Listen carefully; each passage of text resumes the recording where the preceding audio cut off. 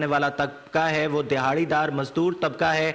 Ration کی تقسیم بھی نہیں ہو رہی ہے اور ان کو امداد کے حصول میں بھی مشکلات درپیش ہیں، جبکہ غریبوں کے جو بچے ہیں وہ بلبلا رہے ہیں بھوک سے، انہیں کھانا نہیں مل رہا۔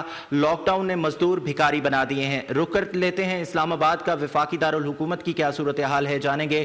ہمارے ساتھ موجود ہیں ضمیر حسین۔ ضمیر جی، ضمیر بتائیے گا اسلام آباد میں اس وقت لاک ڈاؤن کے باعث دہاڑی دار مزدوروں کی کیا صورتحال ہے؟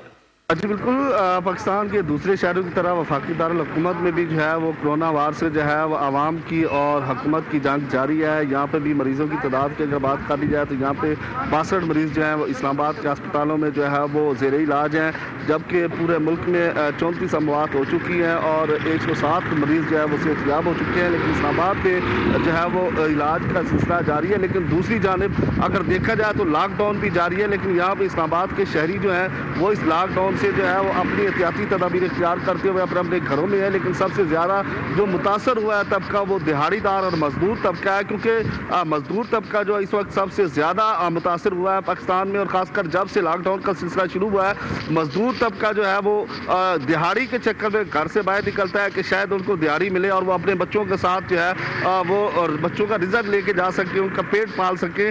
لیکن یہاں پہ میری بات بھی ہوئی مزدوروں سے تو ان کا کہنا تھا کہ یہاں پہ کوئی مزدوری کے لیے یہاں نہیں آتا ہے کیونکہ لاک ڈاؤن کی وجہ سے کام بند ہے۔